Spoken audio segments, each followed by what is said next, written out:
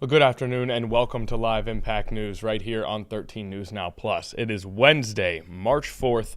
The year is 2026. It is 1 o'clock p.m. on the dot, and we've got 2 hours of live streamed news for you. It will be myself, along, of course, with the People's producer, Nia Campbell. Nia, hello. Happy Wednesday. The weekend is in our sights. Happy Wednesday. And it is already a very busy Wednesday, as earlier this morning, Defense Secretary Pete Hegseth was at the podium, and he said that a U.S. submarine sank an Iranian warship in international waters. So again, Pete Hegseth, the Defense Secretary, noted that a United States submarine sank an Iranian warship in international waters. Now, there's some reporting that this is the first such attack on an enemy since World War II. So the conflict in Iran continues and carries on. Hegseth also said more forces will be arriving in the Middle East.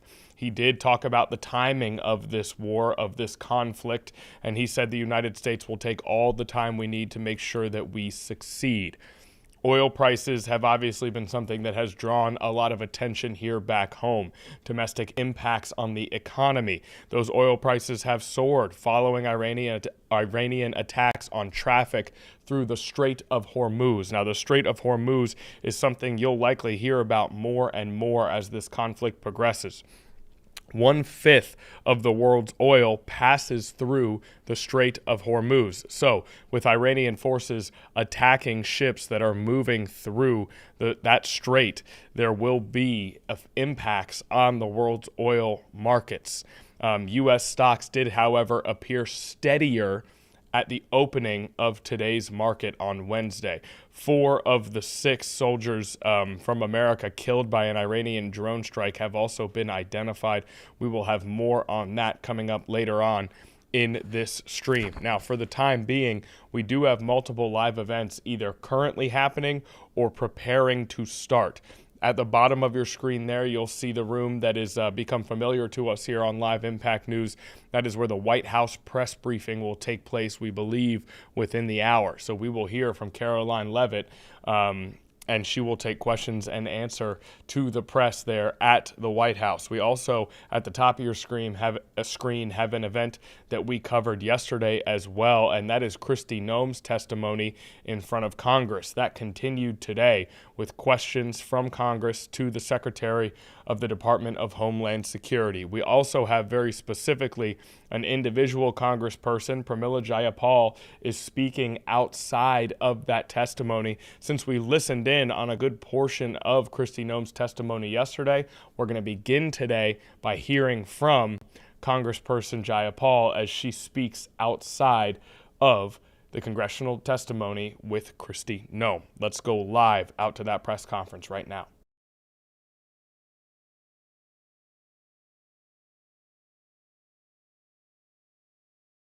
Of the people who have stood up, who have recorded ICE and CBP abuses and let the entire world see the lawlessness of DHS juxtaposed against the courage of ordinary people. So let me pass it over to one of those people who understands the horrors firsthand and has courageously used her voice to showcase ICE and CBP's outrages, Patricia O'Keefe. Thank you, Congresswoman Jayapal. My name is Patty O'Keefe. On January 11th, I was violently arrested and detained while legally observing ICE in my neighborhood and was released 9 hours later with no charges. What happened to me was a flagrant violation of my constitutional rights. It was frightening, it was traumatic, and to this day, inexplicable. The ICE agents escalated quickly and without provocation. After briefly warning us to stop observing them, and as they were walking back to their car, one of the agents gave a little shrug as if to say, hey, why not? Came back and sprayed pepper spray directly into the intake vent of my car. The fan was on in my car, so the gas got in immediately. We started coughing. It was burning our throats, our eyes, our mouths. It was absolutely an excessive use of force.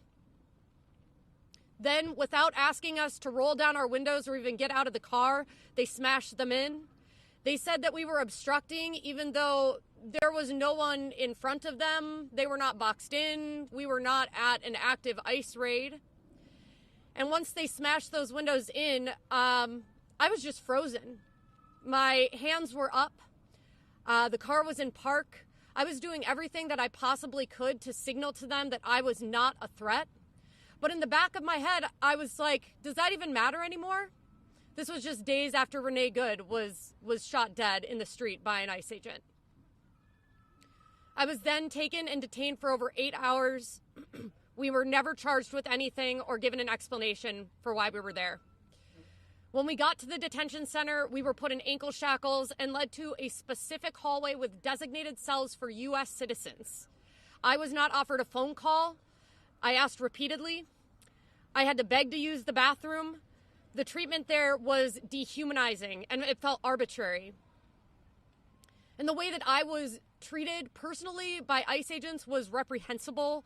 They took photos of me on their personal phones, made fun of my appearance. One agent made a degrading and threatening comment meant to humiliate and intimidate me, and that comment has stayed with me since.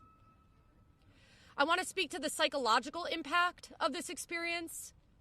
As a result of this, I have developed severe anxiety and nightmares. I can count on one hand the amount of nights I have not dreamt about ICE chasing me down. I feel violated, objectified. I've had to seek medical help to adjust my medication. I've had to seek psychological help to try and process what happened to me.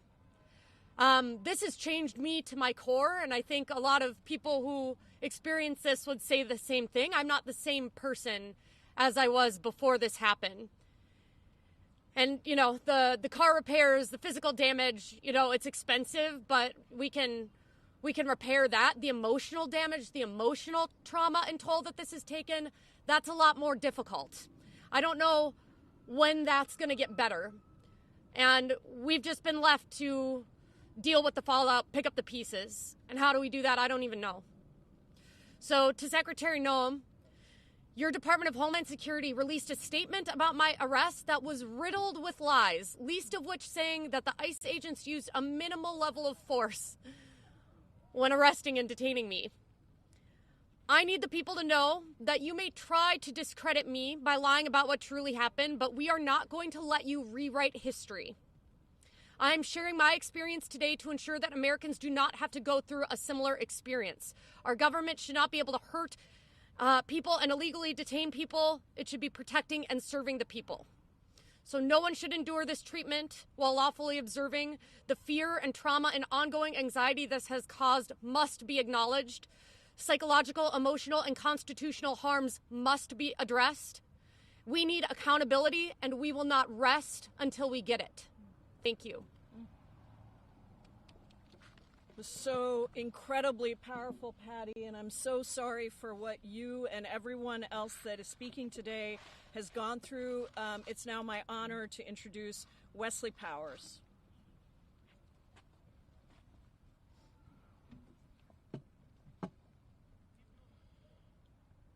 Hi, thank you, Congresswoman Jayapal. My name is Wesley Powers, and I'm a resident of the Twin Cities in Minnesota. I am also a Navy veteran, enlisted before 9/11 and serving both in Operation Enduring Freedom and Operation Iraqi Freedom. In January, while exercising my right to protest at the Whipple Detention Center, I was shot at close range by a chemical agent, being covered in the substance. I was then detained by ICE while attempting to get the name and emergency contact number of another individual who multiple ICE agents had pinned down. Agents then pinned me down, knelt on my head, put me in handcuffs, and detained me at the Whipple detention facility. I was held in a cell directly across from overcrowded cells containing immigrants. The cell I was being held in was also overcrowded, as admitted by the agents in the facility. I was forced to sit in an overcrowded cell with active chemical irritant for 9 hours. While detained, agents took my photo with what appeared to be a personal cell phone. I noted them also taking photos of the IDs of other citizens detained. While being interrogated and while speaking with my lawyers, I was not afforded privacy, with doors being propped open with water bottles and an agent standing outside listening. I was ultimately released without charges. I was also never asked about my citizenship status, not once. I live near the Whipple building. I can see it from my dining room window. I've seen unknown vehicles parked outside my house for almost a month.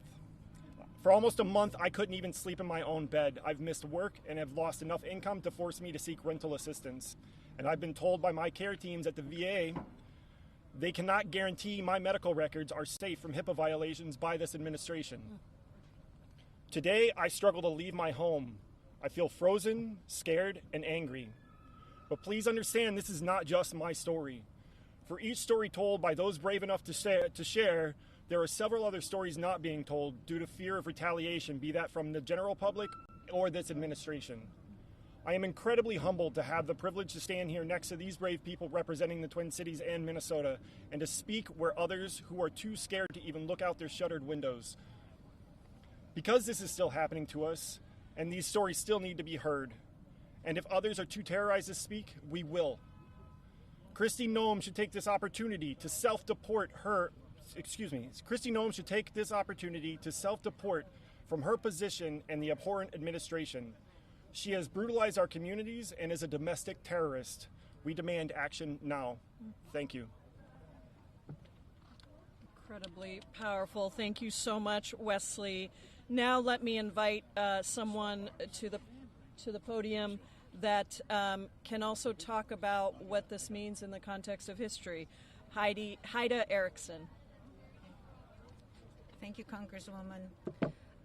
My name is Haida Erickson, and I was raised in Germany, but lived most of my... Okay, so testimonies from various individuals there outside of Kristi Noem's hearing in front of Congress, all hosted by Representative Pramila Jayapal, speaking in Washington, D.C., hearing from those who have had, some of whom have had interactions with Immigration and Customs Enforcement, as well as other testimonies there.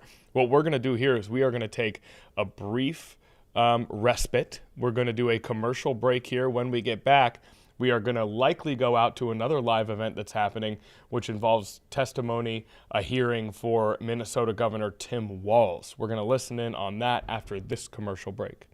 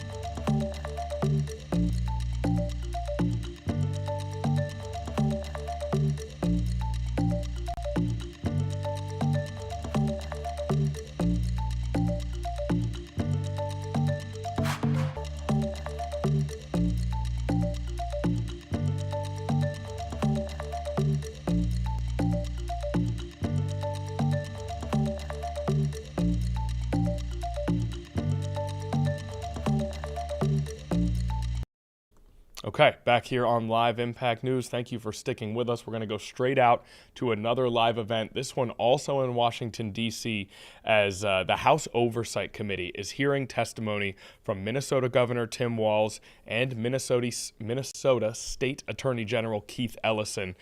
This is yet another hearing over the purported fraud that has taken over in Minnesota. So the Minnesota governor and attorney general both returning to Washington, D.C.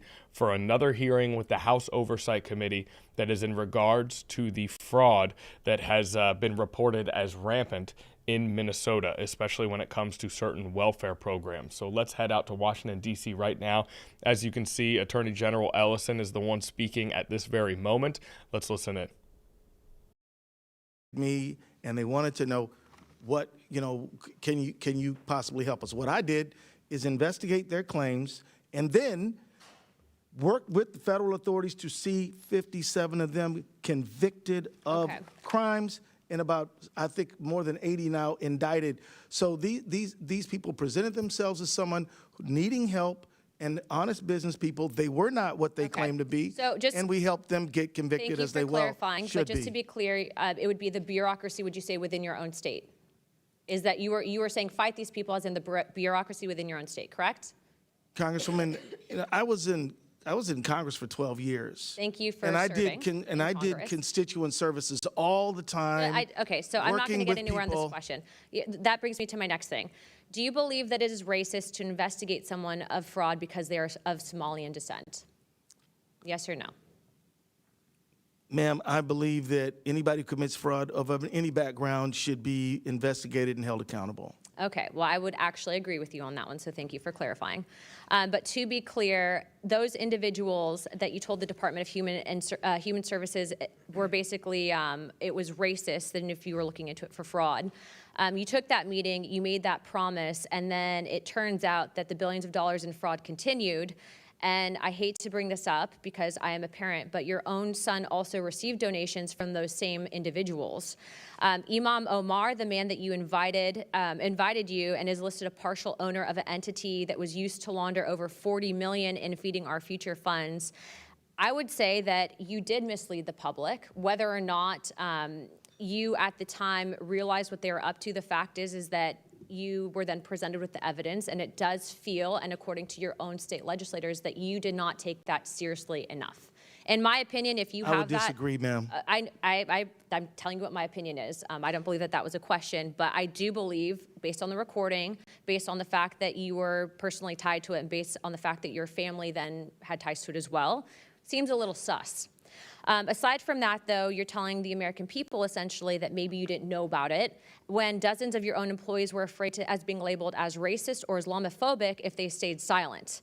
And so I just want to be clear about something. You've stated and you agree that anyone should be investigated based on, regardless of their background. But the fact is that your own employees came forward and were actually afraid of actually looking into that fraud because they did not want to be labeled as Islamophobic or as maybe xenophobic.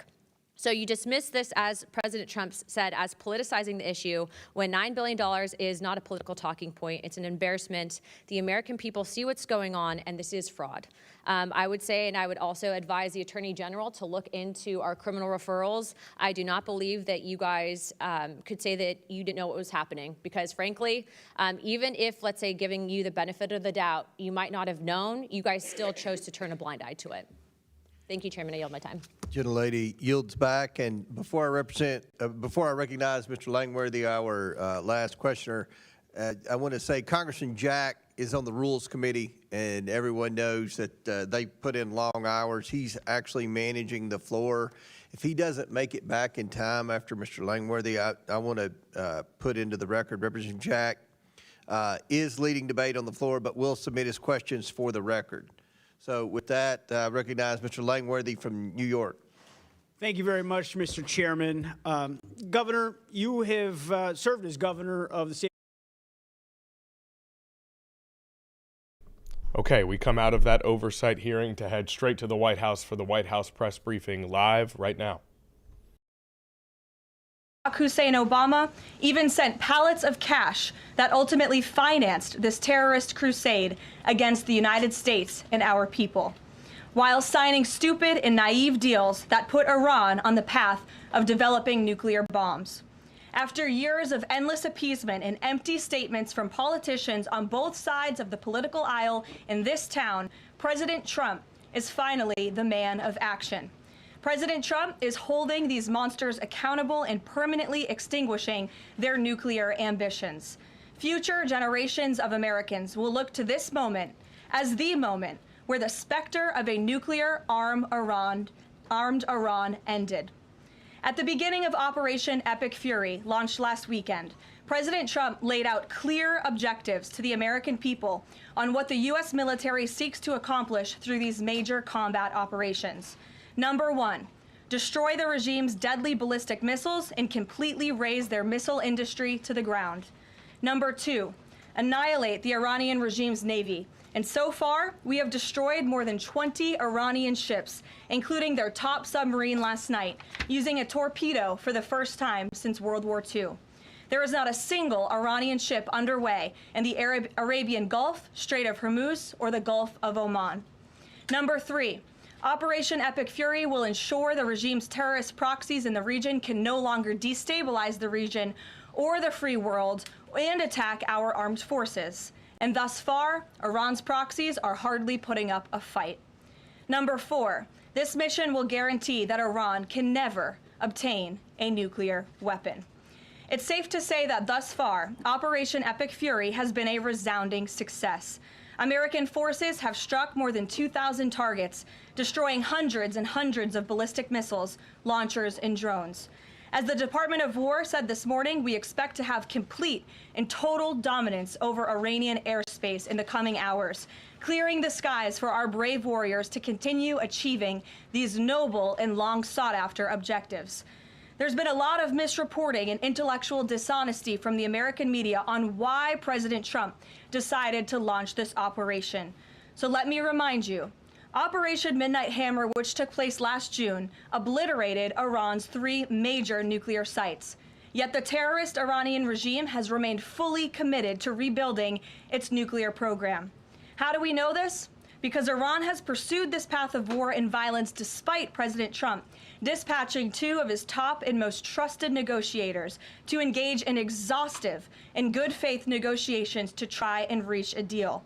And the world knows this president's preference is always peace and diplomacy first. Look no further than the 8 additional global conflicts he has ended in the past year as proof. Unfortunately, the terrorist Iranian regime refused to negotiate in good faith. They chose this path of violence and destruction, and they are reaping the consequences of their horrible decision. The regime did what they always have done. They lied, they delayed, they tried to string the United States of America along. They wanted to buy themselves time to continue building ballistic missiles and other deadly weaponry that could harm our U.S. personnel and troops in the region, and to continue aggressively pursuing their unacceptable nuclear ambitions. U.S. negotiators offered to lift crippling sanctions on Iran and even provide nuclear fuel to Iran at no cost to support a civil nuclear power program. They additionally had the opportunity to accept U.S. support as an investor in potential projects to develop peaceful nuclear energy together under a mutually agreed upon framework. Yet in response, Iran would have to forfeit their enrichment capacity once and for all. But Iran rejected. They accepted none of these generous and unprecedented offers by the United States. Simply put, they refused to say yes to peace. And their refusal made clear that their #1 priority was building a nuclear weapon with which to threaten the United States of America. Again, the country they have been chanting death to for nearly 5 decades. Let me state this again clearly. Iran rejected the path of peace because the terrorists in charge of this regime wanted to build nuclear weapons to use against Americans and our allies. President Trump made the determination, a courageous determination and decision, that the path the United States was on with Iran had only one outcome: massive death and destruction at the hands of a nuclear-armed terroristic regime. That path of death and destruction and threats against the American people have ended with Operation Epic Fury. Operation Epic Fury has forged a new path that will better ensure the security of the United States and our people. The terrorists made a bet that President Trump would be like many of his predecessors, that he would just talk and he would refuse to enforce his clear red lines. But that has proven to be a catastrophic error in judgment. When President Trump makes a threat, and I have reiterated that threat many times from this podium to all of you over the past year, President Trump does not bluff. The president's words are backed up by the mightiest warriors in the world who possess the most sophisticated capabilities this world has ever known. 49 and counting of the most senior Iranian regime leaders, including the supreme leader, have already been wiped off the face of the earth. Make no mistake, killing these brutal terrorists is good for America and makes the world a much safer place. I want to also extend our prayers and condolences to the families of the 6 U.S. military service members who have been lost in Operation Epic Fury. These heroes represent the very best among us. They laid down their lives in defense of our country, and we will never forget their legacy or their sacrifice.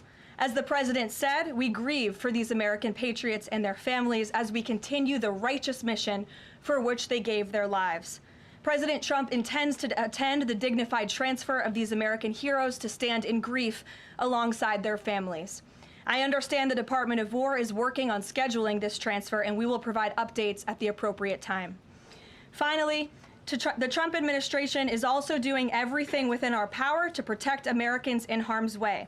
Since the launch of Operation Epic Fury, more than 17,500 Americans have safely returned home from the Middle East, with over 8,500 American citizens returning home to the United States just yesterday alone. If you are a U.S. citizen in the Middle East looking to return to the United States, the Secretary of State asks that you please register with the State Department at step.state.gov. The State Department will identify where you are and provide travel options directly to you. The administration is already rapidly chartering flights free of charge and booking commercial options, which we expect to become increasingly available as time goes on and the success of this mission further comes to fruition. I know the President and Secretary of State Rubio have been in touch as well with our allies in the region directly about this problem, making it clear that it is a priority of the United States of America to bring every American home. The Trump administration will not rest until every American is home safely and until the terrorist threat from Iran has been completely destroyed. With that, I'll take your questions. Eric, why don't you kick us off today? Thank you for being here. Caroline, thanks so much for having me. It's great to be here. As you mentioned, Iran's regime, its leadership has largely been decimated. Do we have a sense right now of who is actually calling the shots in Iran? And we're also hearing reports that the Supreme Leader's son may be named his successor. Do you have any more information about that? I just had a quick follow-up as well. Sure. We've seen those reports as well, of course, and this is something that our intelligence agencies are closely monitoring and looking at. The truth is, we'll have to wait and see. The president has said repeatedly that the objectives of Operation Epic Fury are the 4 military objectives that I laid out for you previously: to destroy Iran's navy, to destroy their ballistic missile capacity, to ensure their proxies in the region can no longer harm Americans, and to also ensure that they can never obtain a nuclear weapon. As for what comes next for Iran, the president has said, of course, it's a good thing for the United States to want freedom for the Iranian people, and ultimately we hope that freedom rests in their hands. Caroline, we see the Arab and Muslim nations coming under fire as well. President Trump's vision for the region has been to bring the Arab and Muslim nations to the table together, Abraham Accords, obviously, with Israel. If this regime topples, could we see a new day in the region and really a new Middle East come out of this when the dust settles? Well, the greatest deterrent to true and long-lasting peace in the Middle East has always been the rogue Iranian terrorist regime. And our Arab and Gulf partners in the nation admit that, as well as, of course, our close friend and ally Israel. We have seen all of the Arab partners in the region come together during this time on the phone with President Trump, many of them commending him for this bold and brave action to protect American troops and our bases in the region that are housed in many of these Arab and Gulf states. And I know that many of these regional partners are contributing their air defense capabilities as well: Jordan, Bahrain, Saudi Arabia, the UAE, Qatar, Kuwait, and the president continues to be engaged with all of them. Welcome. Garrett. Also have two, if you'll humor me. Axios, I think, was the first to report this morning this phone call between the president and Prime Minister Netanyahu, saying that Netanyahu had given the U.S. this information about where the Ayatollah would be and that he'd be with his deputies on Saturday. How important was that information in the president making the decision to strike where and when he did? I think it was important with respect to the timeline, but I think the president, prior to that phone call, had a good feeling that the Iranian regime was going to strike the United States assets and our personnel in the region. And the president was faced with a choice. Does the United States of America use our military and our capabilities to strike first, to take out this threat that has been threatening our country and our people for 47 years, or is he going to, as commander-in-chief, sit back and watch as the rogue Iranian regime attacks our people in the region? That's obviously an unacceptable decision. For the second choice there is unacceptable to the president, which is why he made this decision. As for where the Ayatollah was going to be, that obviously had an impact on the timeline of the operation, but not quite the president's decision in its entirety. And then on the way the public is viewing this, we were sitting here last week, I asked you if the president was going to make this a big part of the State of the Union, if he felt like he had to sell the possibility that he'd do strikes like this. We're now 5 days on. He hasn't done kind of the traditional speech to the nation part of it. Does the president believe the country supports the actions that he's taken so far in Iran? I think he does, and I think the president knows the country is smart enough to read past many of the fake news headlines produced by people in this room that this action was unjustifiable. Again, this is a rogue terrorist regime that has been threatening the United States, our allies, and our people for 47 years. And the American people are smart enough to know that. And they've also been smart enough to listen to the president himself, not just over the past year in this second term, but during his first term as president, and also for the past 40 years of his life. This is a president who has been remarkably consistent on this issue, that Iran can never obtain a nuclear weapon. And the president tried peace through diplomacy, exhaustively and extensively. He and his team gave it their best go, and the president ultimately came to the determination that peace was not a pursuable path. The Iranian regime, they want death, they want destruction, they want to kill Americans, and that's unacceptable to this president. It's intolerable to him as commander-in-chief. Jackie. Thank you, Caroline. Obviously seen the update from the State Department on the 17,500 Americans that have already come back, including some 8,000 just yesterday. There are still 6,000 that are looking to get out, as I understand it. And just in the context of what you just told Garrett about the president's decision on a timeline, if he had decided to do this strike before receiving, the specific intelligence about the meeting on Saturday, should there have been more done in advance of the strikes to try to get those Americans in the region resources and information to get home before day 3 of the war? There was many signs put out by the State Department, and I wish that everyone in this room would report on them. The Secretary of State issued level 4 travel advisories dating back to January for many of these countries in the region. On January 14th, the U.S. mission to Saudi Arabia advised personnel and Americans to exercise increased caution and limit non-essential travel to any military installations. On February 11th, the U.S. Department of State Consular Affairs shared a list of countries with level 4 do not travel advisories. You can't be much more clear than that. Do not travel to these following countries. On February 23rd, the U.S. Embassy in Lebanon ordered non-emergency government personnel and family members to leave Lebanon due to safety risks, and we helped them do that. On March 2nd, the State Department urged U.S. citizens to depart Lebanon immediately. With respect to Iran, on February 27th, the Secretary designated Iran as a state of sponsor of wrongful detention and stated no American should travel to Iran for any reason. And again, on February 27th, the U.S. ambassador to Israel warned Americans to leave Iran, and they provided travel advisory alerts through the U.S. Embassy in Jerusalem. So the State Department was all hands on deck on advising extreme caution and do not travel alerts to Americans in the region. With respect to the Americans who are still in the region now, again, the State Department is asking that they register at the website so they can directly identify you, and we are actively and rapidly working to charter flights. There is some commercial flights that are taking off intermittently from these countries, and we plan to get Americans on board as quickly as possible, again, free of charge to them.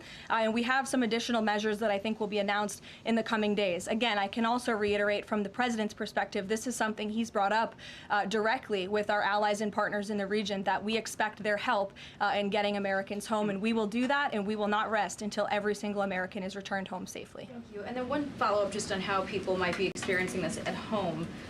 With respect to the economy and the cost of oil spiking, is there a need to start those Navy escorts in the Strait of Hormuz now to sort of blunt the impact to people? And also, because Spain is a member of the EU, does that at all put a wrinkle in the president's plan for a trade embargo with them? With respect to Spain, I think they heard the president's message yesterday loud and clear. And it's my understanding over the past several hours they've agreed to cooperate with the U.S. military. And so I know that the U.S. military is coordinating with their counterparts in Spain. But the president expects all of our European allies, of course, to cooperate in this long sought after mission, not just for the United States, but also for Europe, to crush the rogue Iranian regime that, again, not only threatens America, but also threatens our European allies as well.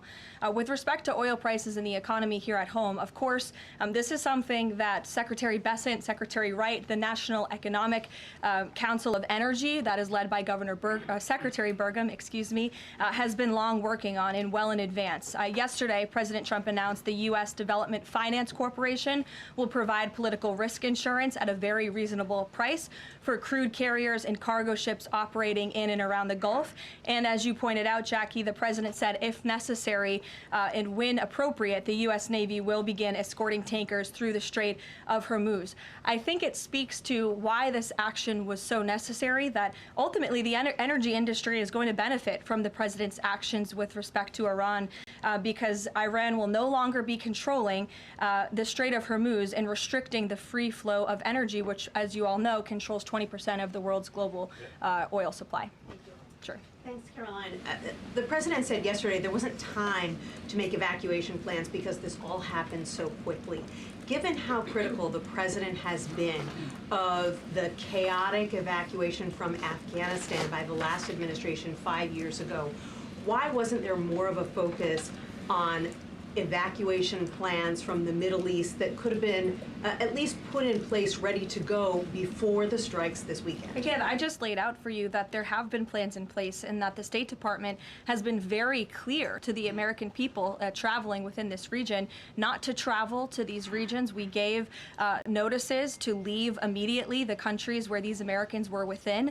And unlike the previous administration, we actually have a number. We actually have identified the number of people in the region who have requested help. We are in direct contact and engagement with them. And you have to keep in mind, there's a few thousand people who have requested assistance to come home in comparison to the millions who we understand are in the region.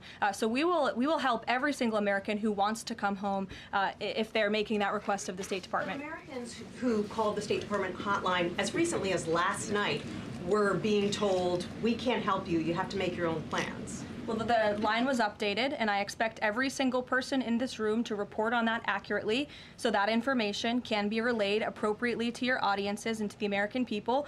I think as journalists, you all have a responsibility to let them know that the line has been updated accordingly with the proper guidance, because I saw many people in this room very quick to do selfie videos with the line yesterday, but not so quick to report on the corrected message today.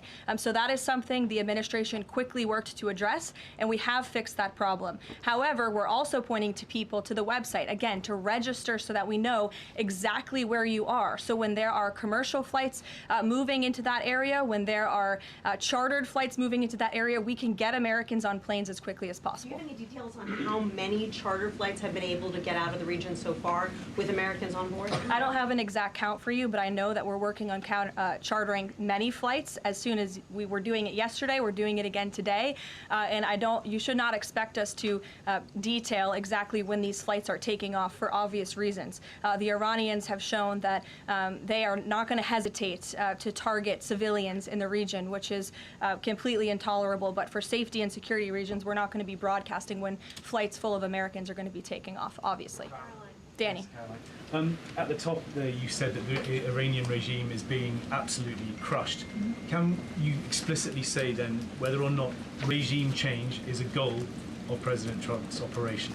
The goals of this operation have been made very clear, Danny, and the president has said them in his speech when he launched this operation and released that video in the middle of the night to all of you and to the world. The stated military objectives of Operation Epic Fury are as follows: eliminate Iran's ballistic missile threat, destroy their naval capability, disrupt missile and drone production infrastructure, sever their pathway and end their pathway to nuclear weapons. And I can report, as you all saw from the Pentagon today, that thus far this operation has been remarkably successful. Again, we're moving towards complete and total control of Iranian airspace. We have continuous 24/7 strike operations ongoing. We've had more than 2,000 targets that have been struck. Nearly 2,000 munitions have been employed. The first 24 hours of this campaign were described nearly as twice the scale of the 2003 shock and awe campaign. And we've seen that the enemy, the Iranian rogue regime, their retaliatory strikes against the United States and the threat reduction has reduced significantly. If you look at the Iranian ballistic missile launches, they're down 86% from day one levels. So while the United States military continues to increase its complete dominance over this rogue regime, they are weakening day by day. Regime change is not a phrase that you would want to use. Again, Operation Epic Fury, I just detailed the goals and objectives of this very quickly. But obviously, as the president has said numerous times, do we want to see Iran being led by a rogue terrorist regime? No, of course not. So any day the United States of America is taking out a terrorist is a good day for our country and a good day for our people. Given that point that you just make about the United States wouldn't mind seeing the government overthrown, certainly President Trump has talked about wanting to see Iranians overthrow the government. Has the president considered at all kind of how he views a U.S. role, if any, in Iran post-conflict? I think it's something the president is actively considering and discussing with his advisors and his national security team. But again, right now, the focus, minute by minute, hour by hour, day by day, is on ensuring the quick and effective success of Operation Epic Fury. Sure. Go ahead. I want to ask you about the U.S. munitions stockpile. I don't even know who's speaking because I wasn't looking at you. But you can ask a question and then I'll go to you. I want to ask you about the U.S. munitions stockpile. President Trump posted on Truth Social on Monday that the U.S. still has a good supply of weapons, but that we're not where we need to be. What does he mean by that? And does President Trump then want to ask on Congress to pass a supplemental to increase funding for missile interceptor systems like the ones being used to defend U.S. bases in the Middle East from Iranian missiles? I don't have any updates for you on congressional asks from the president. As you know, under this president, we have significantly increased our defense budget, which is a good thing for the United States, for our national security, and for protecting our homeland. With respect to munitions, ammunition, weapon stockpiles, the United States of America has more than enough capability to not only successfully execute Operation Epic Fury, but to go much further. And we have weapon stockpiles in places that many people in this world don't even know about. However, the president in that post was pointing out that, unfortunately, we had a very stupid and incompetent leader in this White House for 4 years who gave away many of our best weapons for nothing, for free, to another country very far away by the name of Ukraine. So the president was pointing out how that was an unwise decision, but nevertheless, don't doubt the strength and the might of the American military. And I will also add, President Trump has rightfully been calling on defense contractors in this country to rapidly and aggressively produce American-made weapons because they are the best in the world, and the president always likes to get things done as quickly as possible, and so he's been quite vocal in his efforts to try to speed up our defense industry to protect our homeland. Caroline, go ahead. Caroline, could you tell us about the president's current thinking about ground troops and whether they could be used if they were to be sent into Iran? What would they be used for? What's the situation of that? Well, they're not part of the plan for this operation at this time, but I certainly will never take away military options on behalf of the President of the United States or the Commander-in-Chief, and he wisely does not do the same for himself. I know there's many leaders in the past who like to take options off of the table without having a full understanding of how things could develop. So again, it's not part of the current plan, but I'm not going to remove an option for the president that is on the table. Sean. Did the United States airstrike a girls' elementary school and kill 175 people? Not that we know of, Sean, and the Department of War is investigating this matter, and I would just tell you very strongly, the United States of America does not target civilians, unlike the rogue Iranian regime that targets civilians, that kills children, Iran that has killed thousands of their own people in the past several weeks and uses propaganda quite effectively. And unfortunately, many people in this room have fallen for that propaganda. So I would caution you from pointing the finger at the United States of America when it comes to targeting civilians, because that's not something that these armed forces do. Reagan. Thanks, Caroline. Prior to the Iran conflict, the SAVE Act was really the focus of the news cycle. Is the SAVE Act still a priority for the administration? Absolutely. Could you just provide an update on the administration's talks with Congress to get the SAVE Act through? SAVE Act is absolutely still a priority for this president and the administration. The focus, of course, of much of the president's time right now is on ensuring the success of Operation Epic Fury, but the president can walk and chew gum at the same time, and he's very much continuing to focus on the issues that matter here at home for the American people, including the passage of the SAVE Act, including on bringing down the cost of living, which is why you'll see the president in about an hour and a half at the Ratepayer Protection Pledge Roundtable, where he will be sitting with big tech companies, with AI companies who are building in communities across the country and have pledged to pick up the cost of the electricity tab in these small towns and communities across the country, which is a great thing for American consumers. So you'll be hearing from the president directly on this very important domestic agenda item later this afternoon, and it's something that he mentioned in his State of Union address. So check it off the list as another promise made and kept by this president. Sure, go ahead. Thanks, Caroline. I just wanted to get back to Danny's question. So those 4 objectives that you read out do not explicitly include regime change. If those objectives were achieved and the Islamic Republic still existed, would that be an acceptable outcome? It's a hypothetical question that I'm not going to engage in. Again, right now, the president and the commander-in-chief are focused on executing the success of Operation Epic Fury, which we are already doing so in a very tremendous and impressionable way. Stephen. Thank you, Caroline. 2 questions. The Trump administration reportedly is considering arming Kurdish forces in the hopes of inspiring a popular uprising in Iran. Could you comment on that report? I can comment on the fact that the president has held many calls with partners, allies, and leaders in the region, in the Middle East. He did speak to Kurdish leaders with respect to our base that we have in northern Iraq. But as for any report suggesting that the president has agreed to any such plan is completely false and should not be written. President Trump was saying yesterday that he is okay with someone from within taking over in Iran. He spoke about how Venezuela he saw as a successful model where Delcy Rodriguez took over and had a better relationship. Iran's President Pezeshkian, he took office in 2024 as a relative reformer. He's part of a 3-man council now replacing the supreme leader. Does President Trump see him as a potential successor who is more pliable? Again, that's another hypothetical, and I haven't spoken to the president about this specific individual, so I don't want to get ahead of him on any assessments that should be made. Thank you. Yesterday, the president acknowledged that oil prices will be a bit high. As for gas prices here in the U.S., what is the admin doing right now to counter that? I mean, should they skyrocket? Is there a plan to help Americans right now with those higher gas prices? And then a second question. On the rash that was on the president's neck, the White House physician said it was a preventative skin cream that he was using, but why is the president using this cream? What are they trying to prevent with this cream? To your second question, I don't have anything additional to add to the physician statement that we provided to all of you on those questions, but I know the statement said that the redness on the neck will dissipate within the next couple of weeks.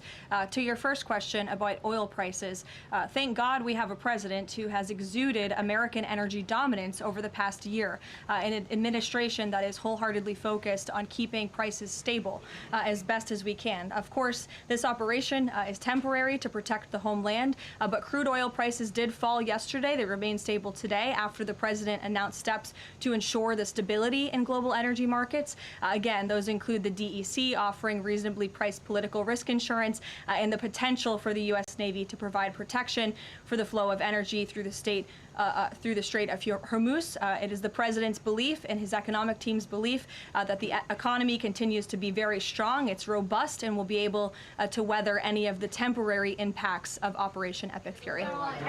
John. Thanks a lot, Caroline.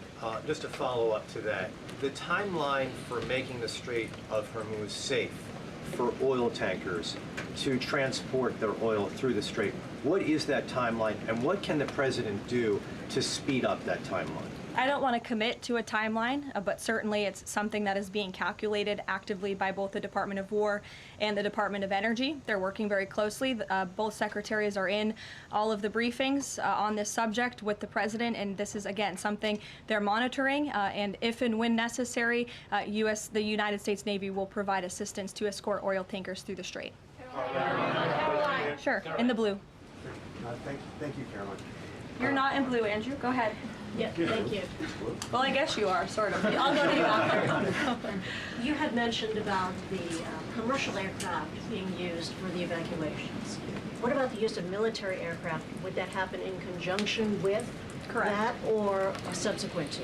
That is something that is definitely underway, and of course we're going to use that in conjunction. We want as many planes, whether they're chartered, commercial, or military, taking Americans out of the Middle East and returning them safely home. So yes. Andrew, go ahead. You're welcome. At the top of the briefing, you listed a long list of grievances against the Iranian government, going back to the takeover of the embassy in '79, barracks bombing in the 80s, etc.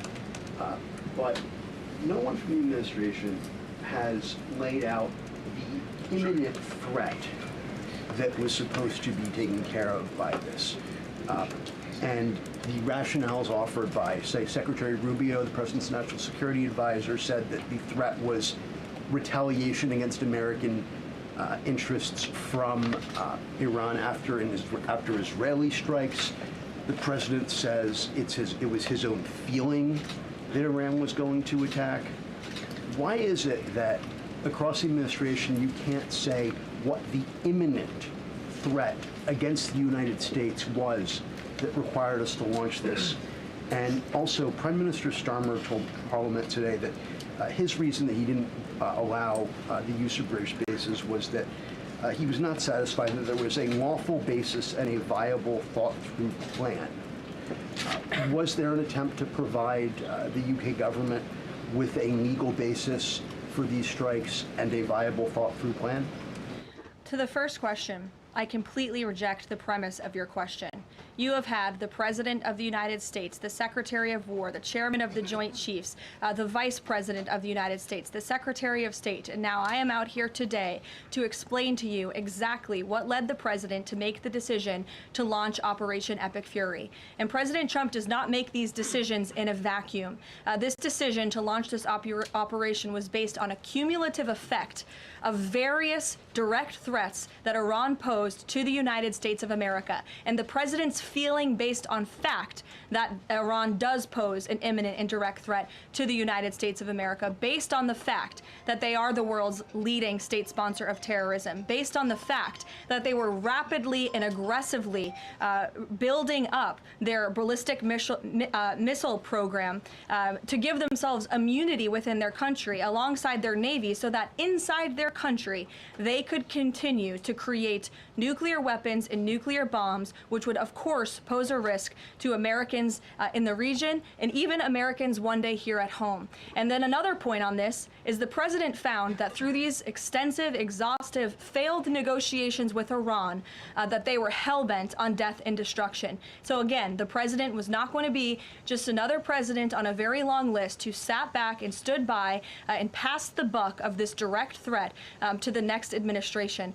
The President had a feeling, again, based on fact, that Iran was going to strike the United States, was going to strike our assets in the region, and he made a determination to launch Operation Epic Fury based on all of those reasons. And I would like the media to actually report on all of them, rather than just picking sound bites from one person in this administration and saying, oh, they're contradicting the other person. No, again, these decisions are not made in a vacuum. They are made by the President's feeling that Iran was going to strike the United States and our assets in the region, and he was not going to sit back and watch that happen. The determination was made that the President was going to strike first alongside Israel, and that has obviously been proven to be the right decision and an effective one at that. Libby.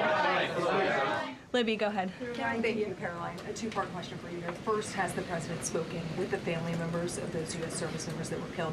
Second, given what you've outlined throughout this entire briefing, I mean, the United States has sunk a bunch of Navy ships. We've hit all of these targets. What can Americans expect the goal to be moving forward now that the U.S. has accomplished all of this? What is victory, given we've even taken out Iran's supreme leader? That was an explicit goal. Again, victory will be determined by the commander-in-chief once the goals and the objectives that we have repeatedly laid out are fully realized. Again, we just, in the next few hours, will be achieving that dominance over the skies, which means the United States military will be raining missiles and weapons down on Iran to hit these specific targets that have been identified as crucial to take out by the Department of War. Sure, John. Thank you so much, Caroline. Has the U.S. posture changed in regard to a nuclear North Korea, given the latest strikes on Iran and the fact that the stated goal is to make sure that Iran is not a nuclear country?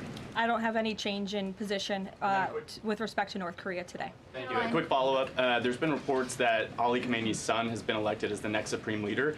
Does the administration think that he is a part of the same regime as his father? Would they like people in the country to rise up and get him out of There's power? reports he's been elected or that he's assuming to be elected. One of the likely options.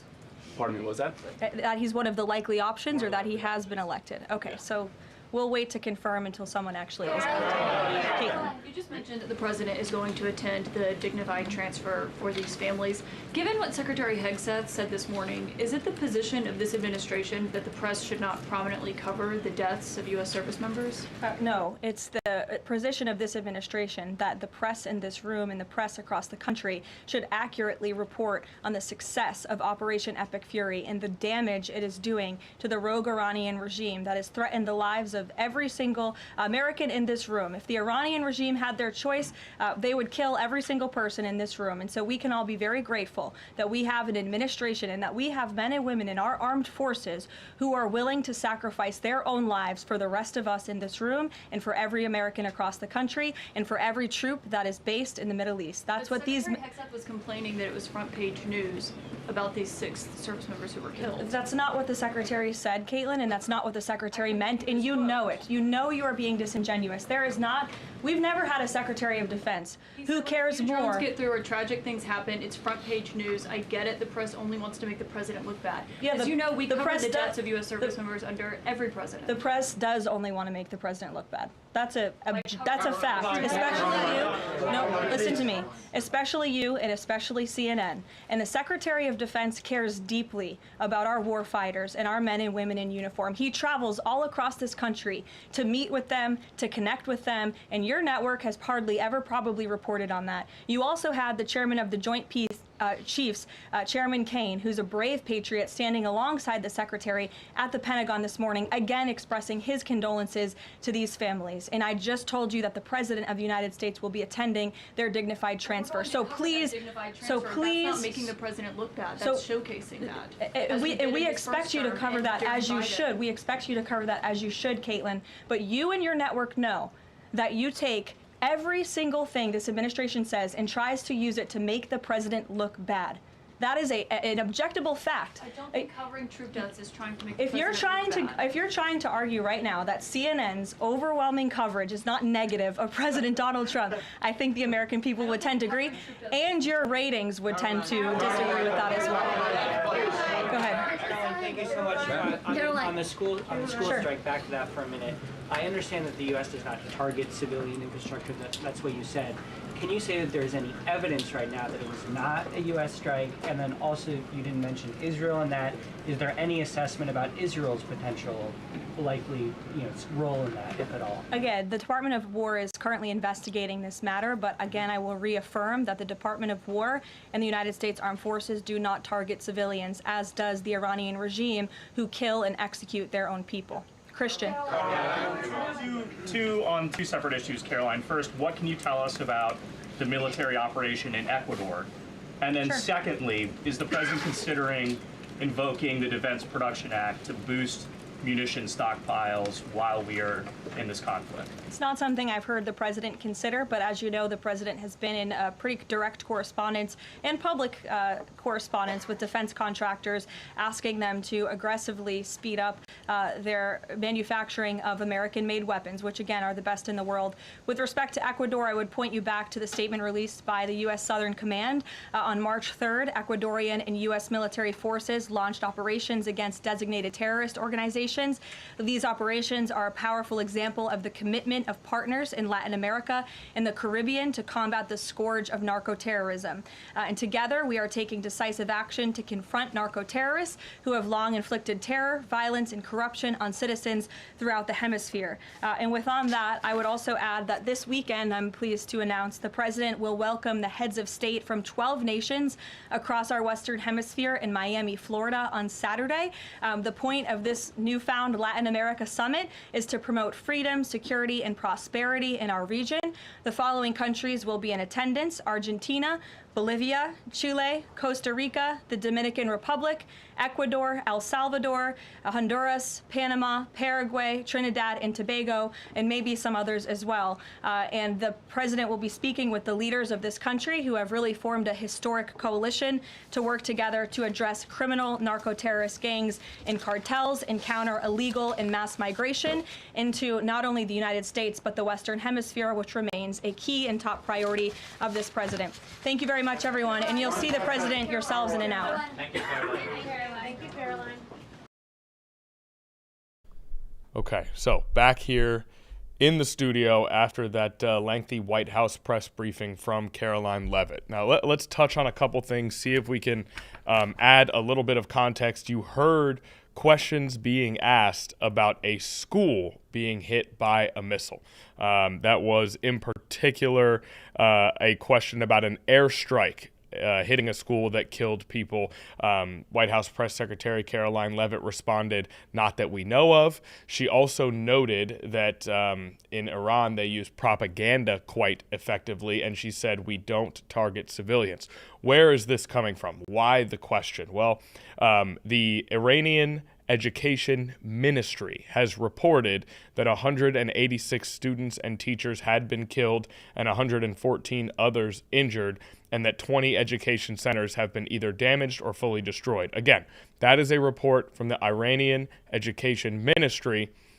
Caroline Leavitt saying that they do not know of any strikes that have killed students from the United States, and of course noting that propaganda can be used effectively in Iran. So that's why that question came, and again, that's re-emphasizing the response from Press Secretary Leavitt in that particular situation. Now, we know that right off the top, right when we went to the press conference, Caroline Leavitt was speaking about former President Barack Obama. She used his full name as she was speaking about Barack Obama. We can at least add that Barack Obama was a part of the signing in 2015 by Iran and several world powers of the JCPOA, which placed significant restrictions on Iran's nuclear program in exchange for sanctions relief. Now, President Trump withdrew the United States from that deal in 2018, claiming it failed to curtail Iran's missile program and regional influence. Washington and Tehran have both said they would return to the original deal, but they disagree on the steps to get there. This is a report from October of 2023 let me make sure I'm going back through this very quickly here as I update everyone on the context. That's from the counciloonforeignrelations.org, an update on the Iran nuclear deal that was signed by several nations, including the United States, under the leadership of President Barack Obama. President Trump withdrew the United States from that deal in 2018. And again, that deal placed significant restrictions on Iran's nuclear program in exchange for sanctions relief. So diplomacy, as it is so often labeled in that particular situation, used to try and curtail Iran's nuclear program. So that was another piece of this press conference that we just witnessed. Okay, moving forward, there was a statement from Press Secretary Leavitt speaking about the media picking sound bites from one person in this administration versus another and saying that they're contradicting. That may harken back to a statement from Secretary of State Marco Rubio, who said, "We knew there was going to be an Israeli action. We knew that would precipitate an attack against American forces, and we knew that if we didn't preemptively go after them before they launched those attacks, we would suffer higher casualties." Now, there was a quote from President Donald Trump that said, "I may have forced their hand," they're referring to Israel, which is a direct contradiction to what Secretary of State Marco Rubio said. That has been reported on by multiple news outlets, the distinction and the contradiction between those two statements. We don't know specifically if that's what Caroline Leavitt was referring to, but it seems to be an example of what she stated. So that may have been where that came from. Okay, so that is essentially the update that we have for you. I'm looking to make sure that I haven't missed anything. There was talk about polling. Now, Caroline Leavitt did say that President Trump believes that the country supports this war. If we look at some polling from Ipsos, about 1 in 4 Americans approves of United States strikes on Iran. About half, including 1 in 4 Republicans, believe President Donald Trump is too willing to use military force. That's according to a Reuters Ipsos poll. 27% of respondents say they approved of the strikes.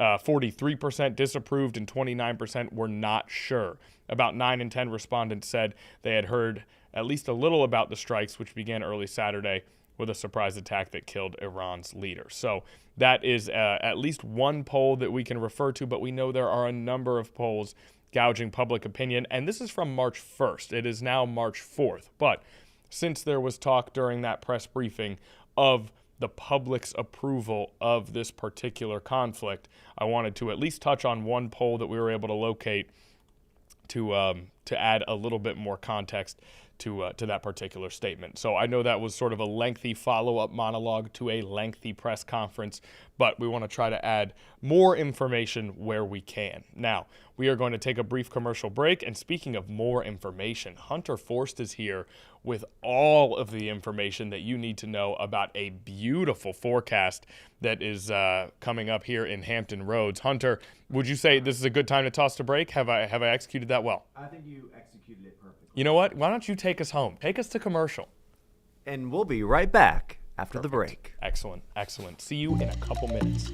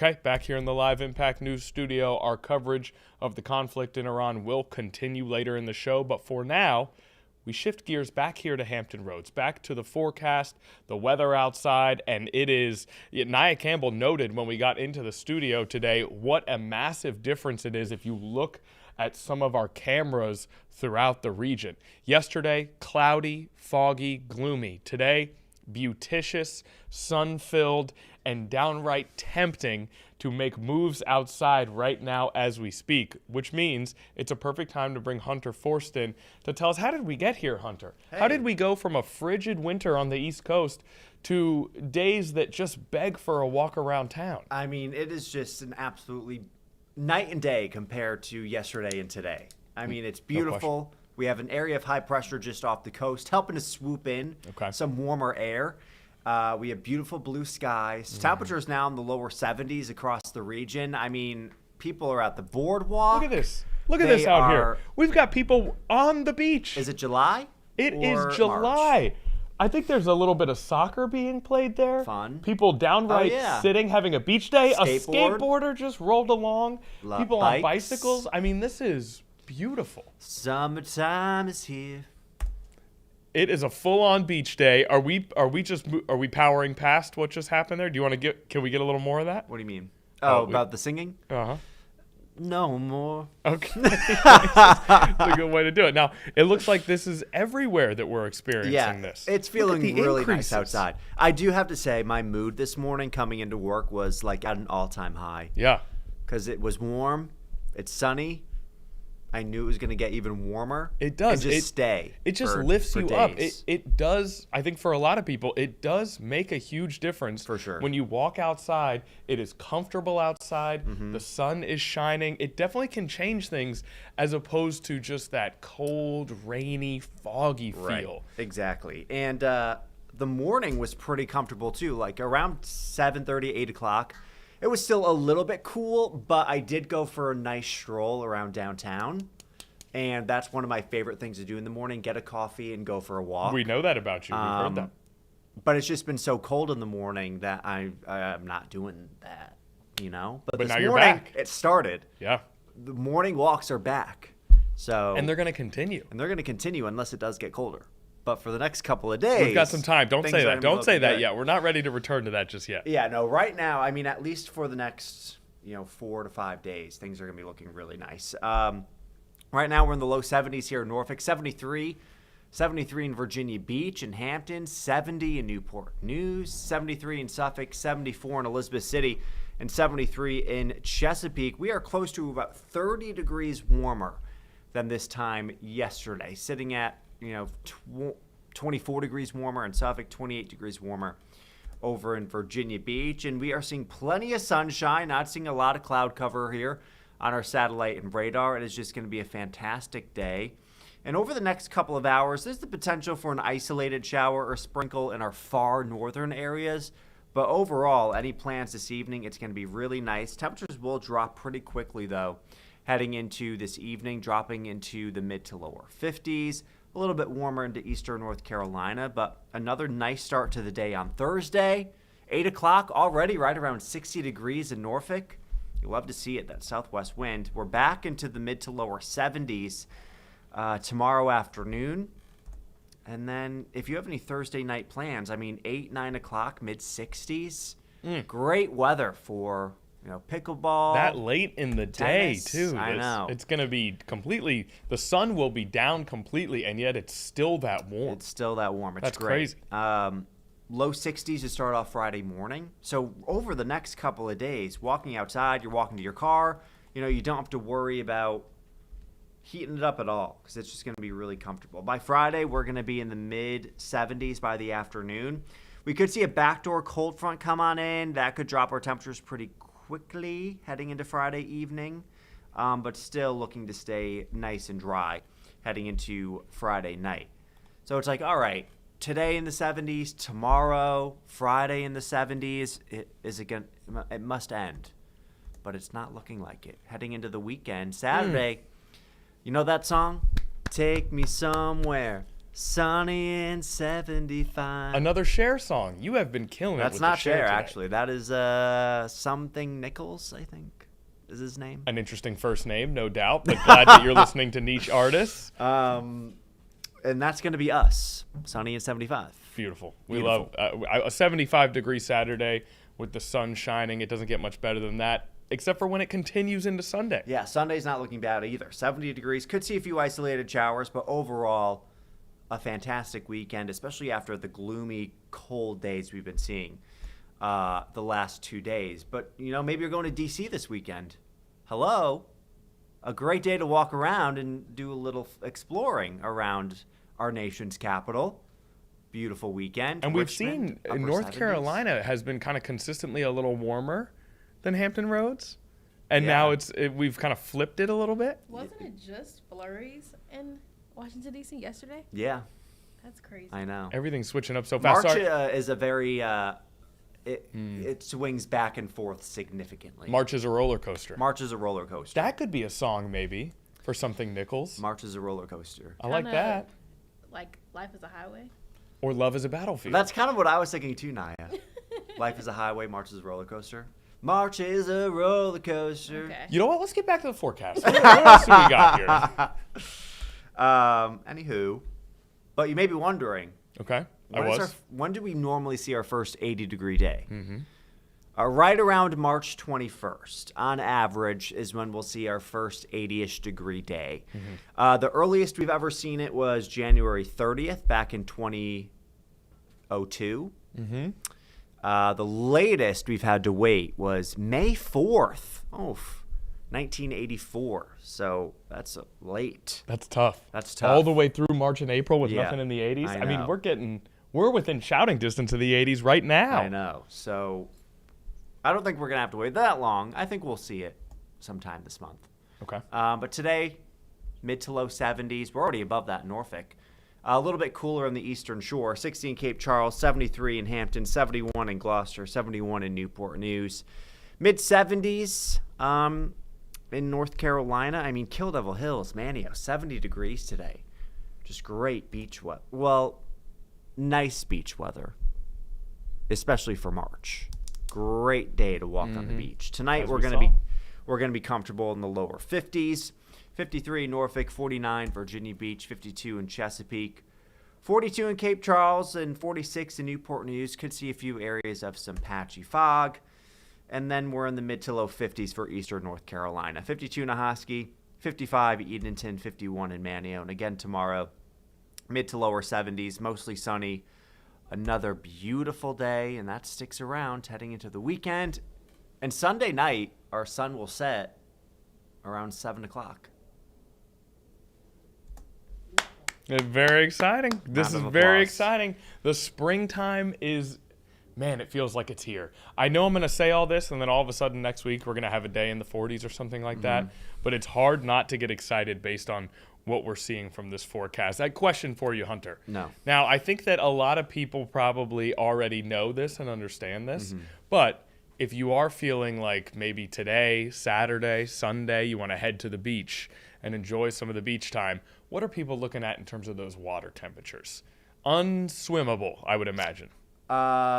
It would certainly be a polar plunge. Polar plunge Upper levels. 30s to low 40s. The water does not kind of track along that same path as the temperatures If outside. it was like 90 degrees out and the water temperature was 40 degrees, I would do it, just to like see what it's like. Right, to get Because you get it back out and it's really hot out. Yeah. So fine, but if the water temperature is 40 degrees and you're getting out and it's 70 and a slight breeze, that's not really gonna. No. It's not. It's just gonna be. You're gonna be freezing cold. Freezing. So beach day, yes. Yeah. Water, probably not. Right. Okay, this all looks excellent, Hunter. What else do we need to know here? Enjoy the 70s. Well, you enjoy your morning coffee walks. Thank you. If you see Hunter out and about in the morning on his coffee walk, say hello. Tell him you love him on Live Impact News. Period. And yeah, maybe get you a free coffee out of it. Thank you, God. Now, I really appreciate that. Should we do our top 5 share songs before you leave? I only know that one. You only know Believe. That's your only Cher song in your arsenal. Believe.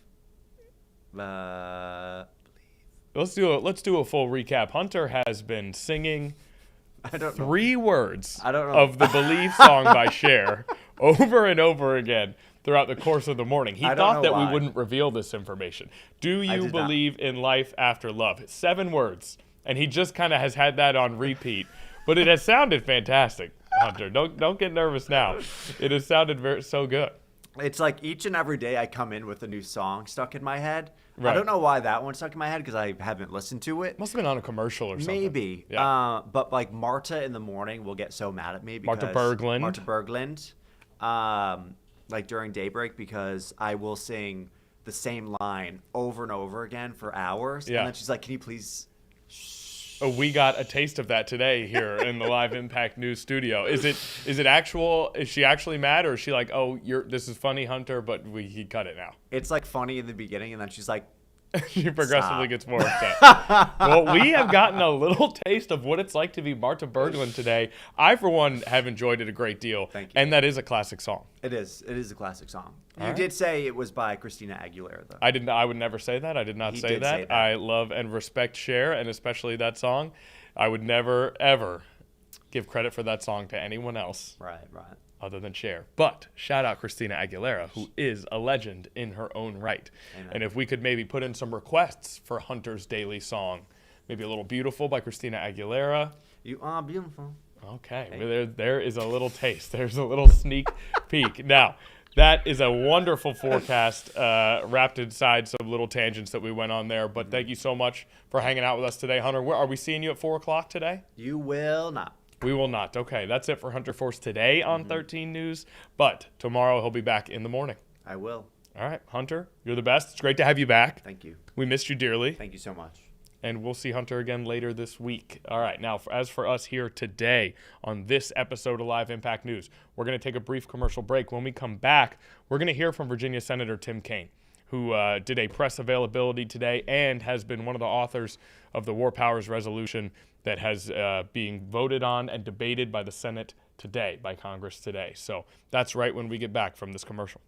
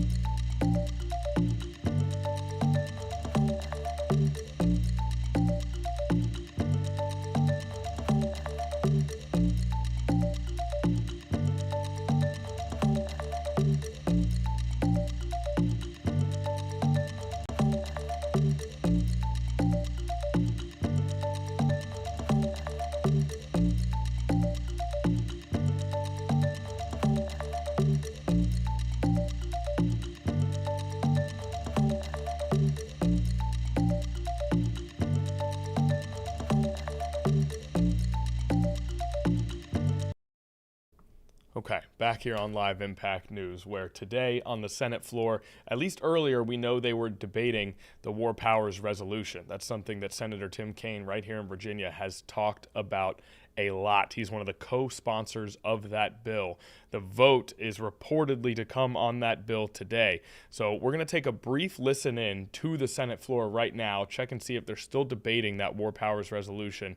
And then we're actually going to hear from Senator Kaine himself, who just hours ago held a press availability with Virginia media. So first, a brief look at the Senate floor, then it'll be on to Senator Kaine. Let's head out to Washington for now. Those that follow, I think it will be better for us. Why do I say that? If you look at the protesters and consider them no different than the Ayatollah, then that's an affront to them. They're out in the streets risking their life, not to have more oppression, but have less. Do you really think these people who've taken to the streets want to continue this regime as we know it? Isn't that an offense to them?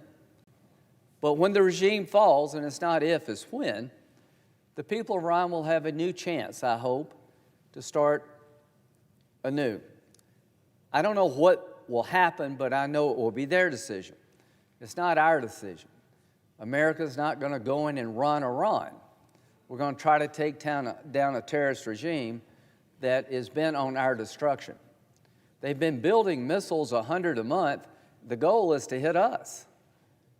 They've been supporting Hamas, Hezbollah, and the Houthis since 1979 to kill Americans. The IEDs used in Iraq and Afghanistan coming out of Iran aimed to kill thousands of American servicemen. And they were made by the Iranians, the Iranian Revolutionary Guard and Quds Force. This regime is a cult of death. October the 7th was designed to stop Israel and Saudi Arabia making peace, the biggest change in 1,000 years. I worked with President Biden and his team to build on the Abraham Accords, to have Saudi Arabia recognize Israel, which would end the Arab-Israeli conflict. We were close, but October 7th attack that killed 1,200 innocent Israelis, slaughtered people, raped women, cut children's heads off in front of the parents, was designed to stop that process. And since October the 7th, Israel has been in a state of constant war and conflict. Hamas is just about done. And President Trump, after trying through diplomacy, made a decision to call the question on Iran. I talked to him a lot. Midnight Hammer was a very successful military operation to degrade and obliterate the nuclear ambitions of the Iranian regime, and it worked. But it wasn't very long after, Mr. President, they were right back at trying to restart it. I think President Trump came to conclude that there's nothing he can do, there's no deal to be had with the religious Nazis. And thank God he concluded that. Can you imagine a year from now if we'd left this regime intact? 100 missiles a month, more capability. The money from the JCPOA agreement with Obama and Biden was used to fuel their war machine, not roads, bridges, and hospitals.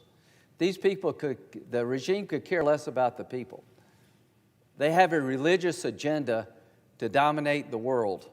Hitler wanted a master race, Mr. President, believing the Aryan race was superior to everybody else, and he literally wrote a book about killing all the Jews.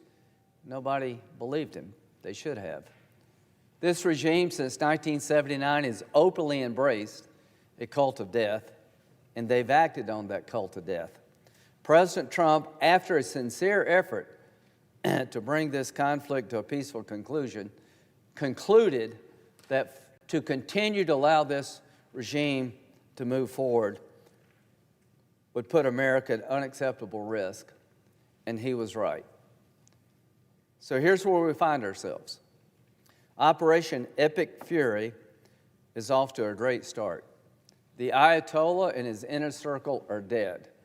They're dead because they chose not to negotiate. There's no deal to be had with Hitler in World War II, and there's no deal to be had with the religious Nazis. Everybody in Iran is not a religious Nazi, quite the opposite. Most people in Iran are dying for a better life, and some have literally died to have a better life. So this operation is ahead of schedule. Its goal is to make sure this regime, now and in the future, cannot produce missiles to hit America, continue to hold the region hostage, that this regime will no longer be the larger state sponsor of terrorism, being able to keep Hamas, Hezbollah, and the Houthis up and running. So that's the goal, is to take their capability off the table. And the ultimate capability they want is a nuclear weapon. And my goal is to have people in charge of Iran who don't want a nuclear weapon to blow the world up, who don't want a bunch of missiles to terrorize America, who want to live in peace. When this regime collapses, the Prime Minister of Israel said a gateway to peace will be open. I talked with him this morning. So the big payoff for taking this regime down now before they get more lethal, and about imminent threats. Do you really want an imminent threat before we act? If somebody's threatening your family to kill your family, to burn your house down, do you want to wait till they get to the gas station and the gun store? Since 1979, they've told us who they are and what they believe, and it's now time to deal with who they are, what they believe, and what they've done.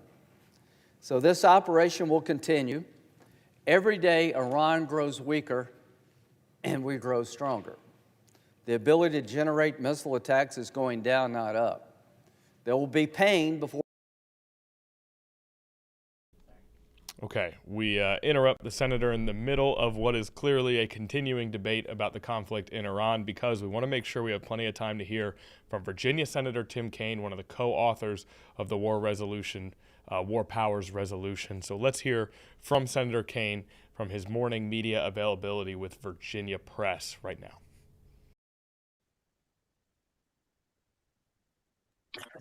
All right, Senator, whenever you're ready. Hey everyone, thank you for joining today. I'm glad to answer any questions you have, but I'm just going to talk about one issue later today. The Senate will be voting on my War Powers Resolution, which is bipartisan, filed it together with Senator Rand Paul of Kentucky. Basically says no war against Iran without a vote of Congress. It does an explicit exception for actions taken by the United States to defend itself or to defend allies, including Israel, from attacks on those nations within their territories. But it would order the president to remove U.S. troops from offensive hostilities against Iran. So let me just talk about that. President Trump launched a war against Iran. He's called it a war. The head of the Joint Chiefs has called it a war, and Secretary Rubio has called it a war. Over the past year, we've seen an escalating set of U.S. military aggression against international boats in international waters, Venezuela, Nigeria, Iran last summer, and now this more major action. Each time the administration has sort of proffered, the strikes in international waters, those aren't sufficient to constitute war, so we don't need Congress. The Venezuela operation, it was a law enforcement operation, so we don't need Congress. The Nigeria operation, it was against terrorists, subject to the 9/11 authorization Congress already passed, we don't need Congress. The attack in Iran over the summer, it was one and done, we're out. The War Powers Resolution, it says remove troops from hostilities, we're already gone, so we don't need Congress. This is much more serious. The president and everybody's calling it a war. They're not pretending this is too minor to be a war. They don't know how long it will last. We've already tragically lost U.S. service members in this war. Others have been injured, and the president and the head of the Joint Chiefs of Staff, General Dan Kaine, have suggested we may lose more. Many countries are being drawn into this war. Americans all over the region were told by the State Department it would be wise to leave, but they were only told that after most commercial air flights have been canceled. My office is dealing with Virginians who are stranded overseas and trying to find a way to get back home. And Virginians are deployed significantly in this war.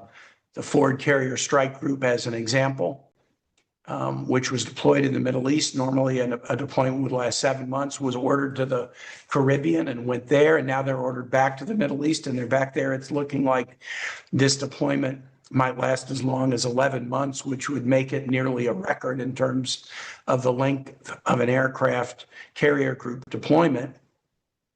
That means 11 months where these sailors haven't seen their families, and there are major maintenance issues on the carrier that are the kind of things that happen when you run it at a pace that was not the design. Basic quality of life issues on this carrier make it very, very tough. My reports are that morale is pretty low as folks struggle to deal with those issues.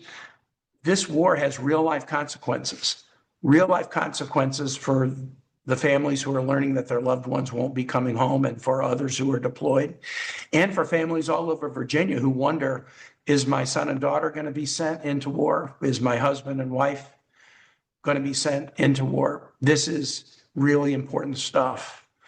And so I have held President Trump to the same standard that I held President Obama and President Biden to, which is we shouldn't go into war without an affirmative vote of Congress. And we especially shouldn't go into a dumb war. In my view, this is a dumb war. Have we not learned anything from 25 years of war in the Middle East? I mean, have we really learned nothing? More than 14,000 troops and contractors killed in Iraq and Afghanistan, many Virginians. More than 65,000 U.S. troops and contractors injured in Iraq and Afghanistan, many Virginians. Hundreds of thousands of innocent civilians in Iraq and Afghanistan killed. The total cost to American taxpayers of war, plus the VA funding necessary to honor our commitment to those wounded by war, plus the debt we took on to fund the war, the total cost has been estimated to be over $8 trillion. We could have provided health care. We could have provided housing. We could have provided education or pre-K. But we spent $8 trillion on 25 years of war in the Middle East. And I asked my colleagues, what did we get out of it? I mean, what did we get out of all this sacrifice of U.S. lives, innocent civilian lives, all this money? It was necessary that we find and eliminate Osama bin Laden, the architect of the 9/11 attack. Other than that, what good came out of it?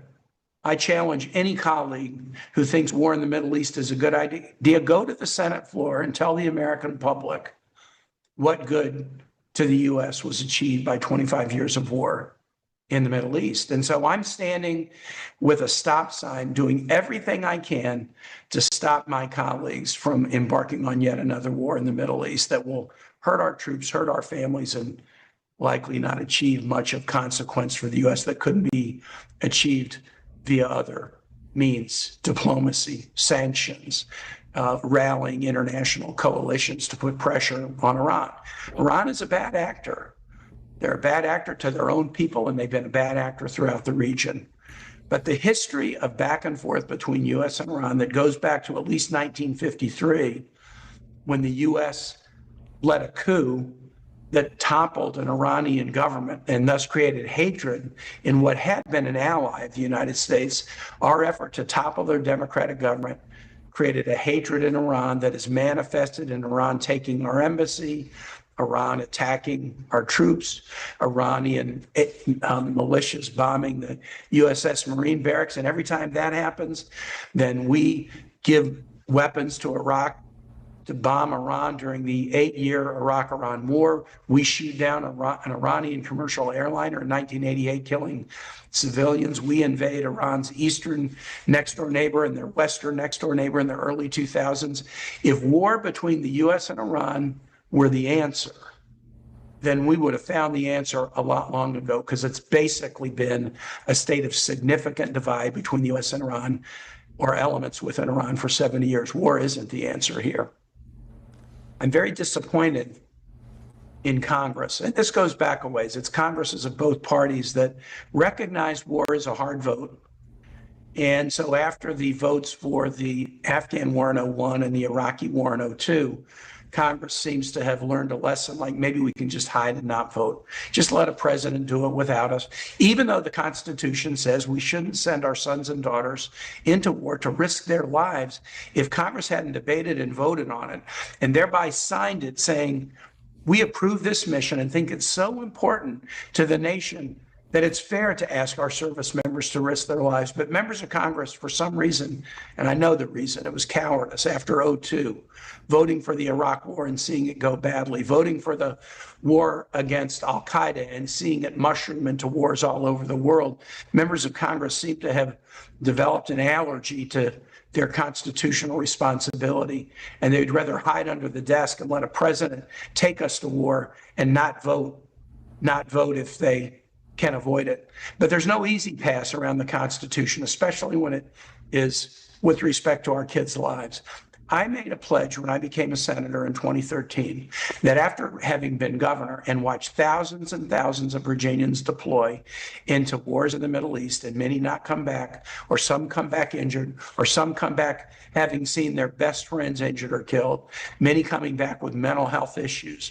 The number of suicides of 9/11 war veterans is much higher than actually even the number of our troops who were killed in those wars. The mental health consequences, the physical health consequences go on for a very long time. And I made a pledge when I came to the Senate in 2013 that I would stand up against any president who tried to start a war unconstitutionally without coming to Congress. And I did so. I've done so with respect to Democratic and Republican presidents. And I also made a pledge that I would especially try to stop unnecessary wars, wars that were stupid, wars that weren't carefully thought out. In this particular case, after having attended the classified briefing yesterday and having seen the statements of our president and the administration's military and diplomatic leaders, I can say this is an unnecessary war. Iran posed no imminent threat to the United States, as that phrase has traditionally been used to determine whether we need to take defensive action. There is no reason, in my view, no reason that we should be at war with Iran. But if my colleagues differ with me, then they should introduce a war authorization and vote for it. Instead, what many would like to do would be allow the president to take this step and then not be held accountable for their vote. Yesterday, a member of the Republican majority took the floor of the Senate and complained about me forcing this vote, which is a bipartisan resolution, and said I'm gumming up the work of the Senate by forcing Congress to vote on whether we should be at war with Iran. Well, what is the work of the Senate? If the work of the Senate does not include a debate about whether it's a good idea to send our sons and daughters into war, then I don't know what the work of the Senate is. I think the work of the Senate is not hiding under our desks and letting our president risk the lives of our troops without commenting upon it. So we're going to have a vote today. I'm realistic. I think it will be tough. But I want to assure everybody, this vote today is the first step, not the last step, because there are other tools at our disposal to continue to raise the question about whether this war is worth it. Is it worth rising energy costs? A president who said he was going to bring prices down for Americans first imposed taxes via tariffs that have raised costs on food, housing, energy, groceries. He broke his promise about bringing costs down, and now this war is causing energy markets to spike. So in addition to risking the lives of our troops and a president who said he was going to be a peace president and end interventionism overseas, has used the military more to intervene overseas in his first year than any president in recent history. And Americans are suffering in their pocketbooks as a result. It's time to get back and keep promises, not break them. Let's focus on the lives of Americans at home and bringing costs down for them. Let's focusing on extracting ourselves from unnecessary wars abroad. And I'm going to do what I can, even if my colleagues stand up and say, I'm making their lives painful by making them vote on something that they would rather avoid. I'm going to keep doing it. With that, I'm glad to open it up and take your questions. First, we have Bill from WTVR. Hey, Bill.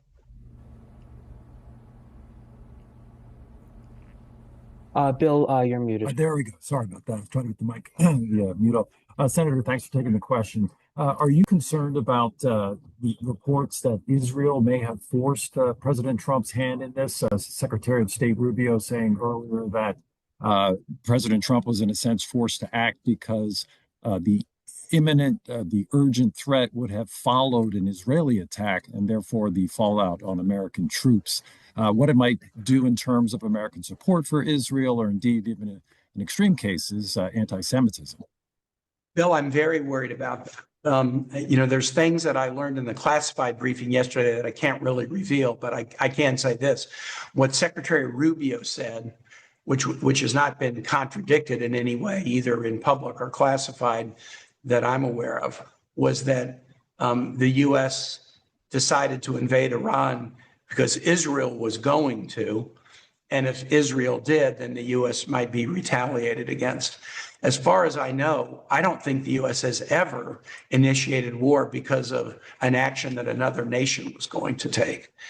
And so there were a lot of questions about, well, did you ask Israel not to do this because U.S. troops would be in harm's way?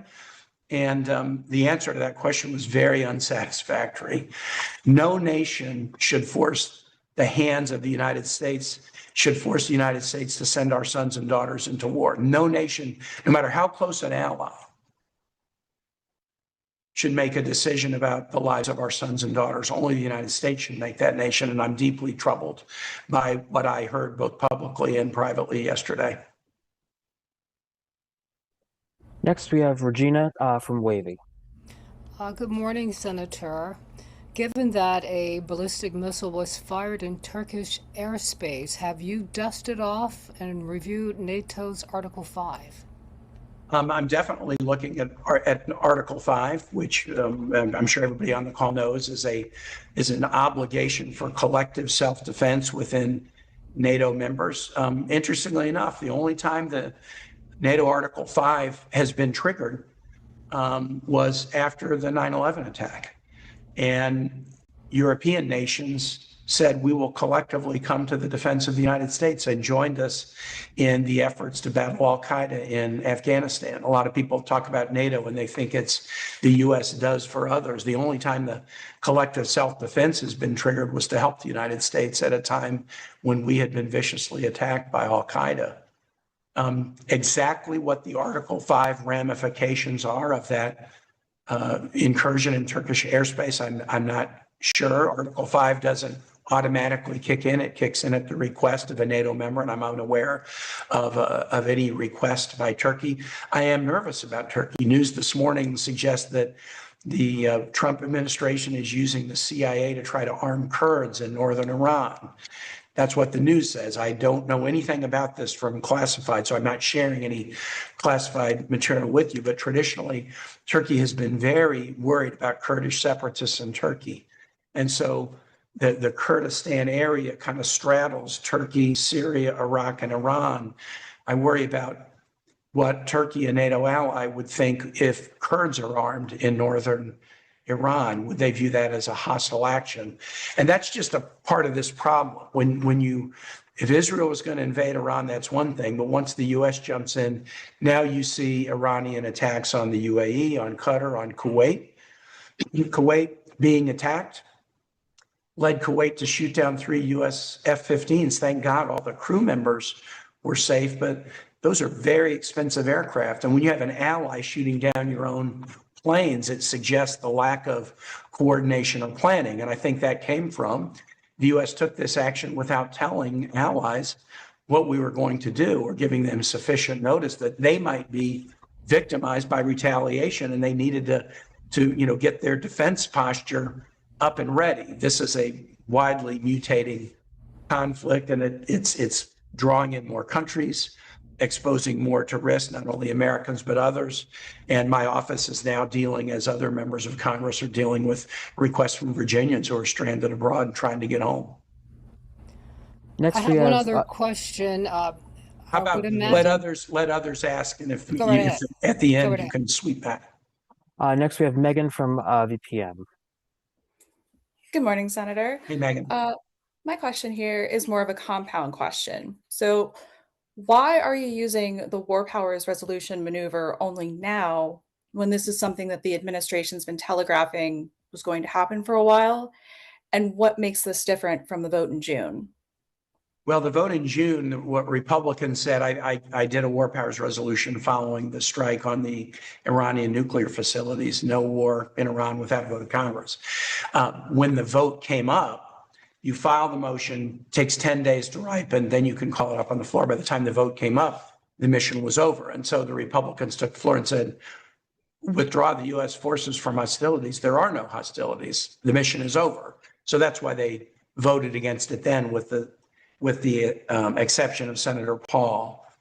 Why now when this has been growing? We filed this resolution in January, Senator Paul, and I think on the 29th of January or early February at the latest. It ripened within 10 days. I think when it ripened, we were on a Senate recess. The first time it could have been called up was last week. And I actually would have liked to call it up before President Trump invaded Iran. But I have a number of people who are going to vote with me today who said they would vote against me in advance because there was an ongoing negotiation between U.S. and Iran and Oman, and they didn't want the vote to change the possibility of finding a diplomatic path. And some voted against me because they said President Trump is bluffing. He's not really going to invade Iran. So Senator Paul and I, having heard from colleagues, decided that we would call the vote up this week rather than last week for those reasons. Next, we have Allison from WSET. Hi, Senator. Thanks for taking Allison. questions today. Kind of circling back, I know you touched on it a little bit already, but circling back, actions like the ones we've seen from the Trump administration, we've seen those from other presidents. We've seen military actions like this, even from the Trump administration. And I know resolutions like this, you just touched on the one in June, have been put forward before. But talk to me a little bit about how do you distinguish this situation specifically from past military actions taken by the Trump administration, even other presidents of both parties? Why do you feel Trump needs to be held accountable for this one specifically? There are two circumstances under which a president can initiate military action that are legally justified.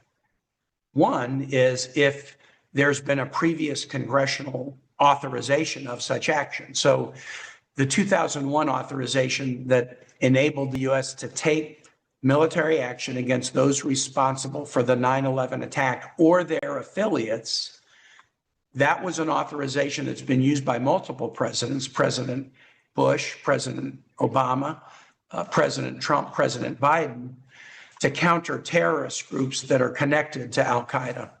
President Obama, for example, used it to counter ISIS. ISIS was a spin-off group from al-Qaeda. So when there has been a congressional authorization, even if it was 10 years ago, presidents can take military action if Congress has authorized them to.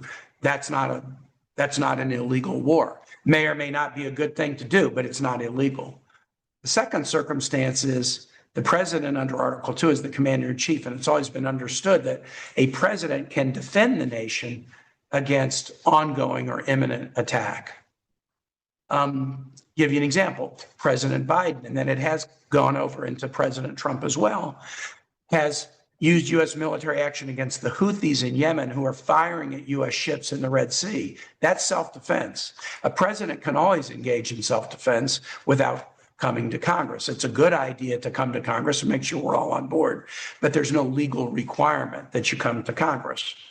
So when a president acts pursuant to a congressional authorization or an imminent self-defense of the country, the president is on clear legal ground. That's lawful. It's only when a president wants to pursue military action that's not authorized by Congress, that's not an imminent self-defense, that frankly the Constitution comes into play and the president has to come to Congress. The president's actions against Venezuela were not covered by any congressional authorization. So I told him, you can't do it, and I forced a vote. These actions against Iran are not covered by a congressional authorization. So I've told him, you can't do it, and I'm forcing a vote. President Obama wanted to take military action against Syria when Syria used chemical weapons against its own citizens. That was a horrible violation of human rights, but it was not authorized by Congress. And I persuaded President Obama not to use military force, but instead come to Congress and seek authorization. We granted that authorization in the Senate Foreign Relations Committee.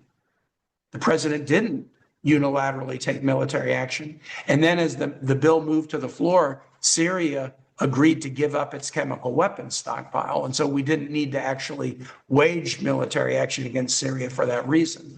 So if a president is acting pursuant to a congressional authorization or an imminent self-defense, the president's on solid legal ground. Anything else requires Congress. Anything else requires Congress. All the briefings, both public and private, show me that there was no imminent threat to the United States that warranted this. And so the president here is acting with no congressional authorization and with no imminent threat from Iran to the United States, thus clearly violating the Constitution, in my view. Next, we have Brendan from WTKR. Hi, Senator. Back to Brendan. the Ford. If in theory this resolution passed. Okay, so back here in the live Impact News studio, we didn't get to listen to the entirety of that press availability, but as you can see, the focus is on the conflict with Iran, the War Powers Resolution awaiting a vote, and Senator Kaine giving his view, giving his interpretation, giving his set of facts and observations on this massive story that we have covered throughout the entirety of this week, almost the entire 2 hours today. It continues to be a huge story here in the United States, of course, as we have entered into an armed conflict with Iran starting early Saturday with strikes from Israel and the United States against Iran. Let's go over a couple things that I wanted to add more context to from that particular press conference. Now, Senator Kaine was talking about the history of the United States with Iran a little bit, and he went through a couple of different touch points that came from that history. I want to touch on one piece of the United States history with Iran in particular. This information comes from NPR.org. In August of 2013, the CIA publicly admitted for the first time its involvement in the 1953 coup against Iran's elected Prime Minister Mohammad Mossadegh. Now, the documents provided details of the CIA's plan, which was led by senior officer Kermit Roosevelt Jr., the grandson of former U.S. President Theodore Roosevelt. Over the course of 4 days in August of 1953, Roosevelt would orchestrate not one, but two attempts to destabilize the government of Iran. Now, this reads forever changing the relationship between the country and the United States. Let's dig a little bit deeper into this particular incident here, trying to add more context. Now, Mohammad Mossadegh was a beloved figure in Iran, according to this article on NPR. During his tenure, he introduced a range of social and economic policies, the most significant being the nationalization of the Iranian oil industry. Now, Great Britain had controlled Iran's oil for decades through the Anglo-Iranian Oil Company.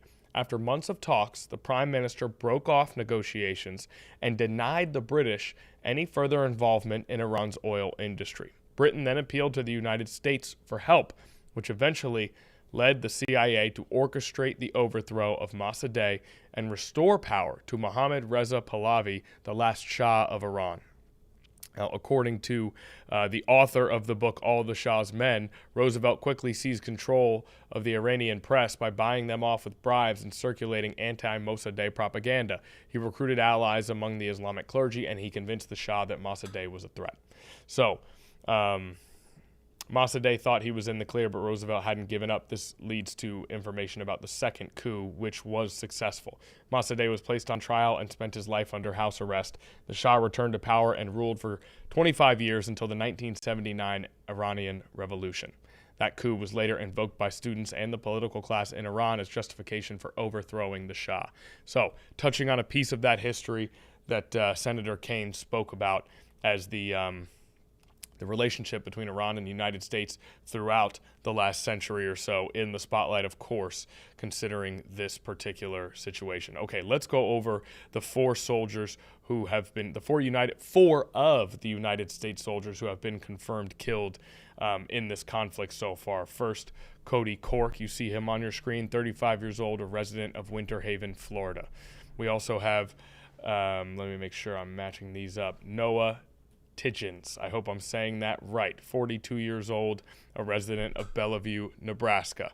And that, again, there on your screen is Cody Cork. The two others, one of which you now see right now, that is Nicole Amore and Declan Cody, the other. That is not Declan Cody pictured there, but that is Declan Cody right there.